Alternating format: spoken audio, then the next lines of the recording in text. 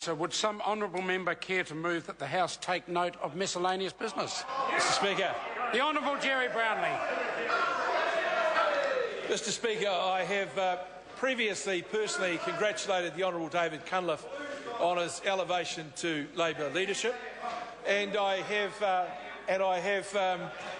now got the opportunity to publicly say to David Cunliffe, good luck for the ride you have ahead. And I say that with some reservation because within 48 hours it looks very much to us as if it's just another David, another day and another step to the left, as we see the disloyalty in the Labor caucus slowly beginning to foment. Mr Speaker, I was just looking across the House at the front bench and thinking, what's going to be different next Monday? What's going to change next Monday? At first I look at the Honourable Annette King and I think, no, you can't bring back Sir the Man ban and get rid of Annette King. That just would not be compatible. Ms Ardern falls into the same category of protection. The man ban is on, therefore they survive on the front bench. Then you go across the other end, sir, and you look at Mr Twyford. And there is quite a dilemma in trying to assess what's going to happen, because we saw on TV one shot of him with Grant Robertson at his headquarters on Sunday, and then miraculously moments later he was in the shot with David Cunliffe in Auckland. So he's got a 50-50 chance of surviving. Then there is, of course, the inexplicable elevation of David Parker to the deputy leadership. We know what happened. There was a call for nominations for deputy leader, and there was a deathly silence. And then David looked up from inside his papers and said, "What about me?" And that was it. Declared and the job given to him. And then there is Grant Robertson. Well, he's like Shane Jones. They both performed very well. They went round for 3 weeks saying what great buddies they all were, how much they appreciated each other, how much they admired each other, how much they wanted to work with each other. So he has to stay, and so does Shane. Mind you, I'll say this about Shane.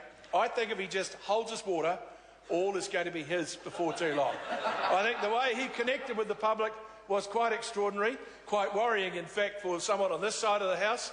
He's a man of extraordinary talents when it comes to communicating with ordinary New Zealanders. And I think within time, quite clearly, many of his colleagues, many of the 28 colleagues who didn't vote for him are going to come back to him. That leaves just one possibility as a dead cert to be dropped off the front bench, and that is my Canterbury colleague, the Honourable Clayton Cosgrove. Mr Speaker, this comes as a deeply disturbing thing for me, because Clayton Cosgrove has spoken in the House 21 times since the beginning of 2012. Not a bad sort of record for substantial speeches in the House.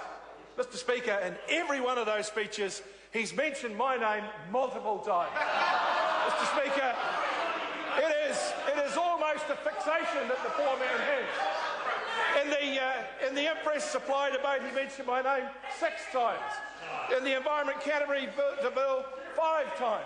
There are many 3s, there are many 4s, there are many 5s. I got 6 times in the schools debate for Canterbury.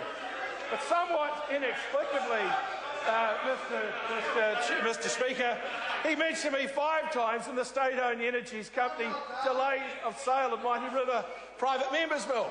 5 times. But then, when it came to the mixed ownership model bill in committee, I got 9 mentions. 9 mentions! These are 5-minute speeches and I took out most of them. Mr Speaker, in the address and reply debate this year, he outdid himself. The address and reply debate, he outdid himself. A 10-minute speech, and I got 11 mentions. That's 1 a minute. It's quite clear that the man thinks of nothing else but... So, Mr Speaker, clearly a man who does not have his eye on his policy portfolio issues and has a certain fixation with me, which is worrying because the Deputy Leader once had one of those as well. Mr Speaker, this is a party going to the electorate promising to raise taxes for New Zealanders, promising all sorts of regulation of food price, for example, regulation of taxi price, increasing tax rates on anything other than personal income tax. And then there is this extraordinary thing where they say they're going to extend Part 6A of the Vulnerable Workers Bill, Mr Speaker. I want to know if Mr Cunliffe is going to extend Part 6A to his own caucus. Order. Honourable David Cunliffe. Mr Speaker, it's very, very interesting when the balloon rises to hear from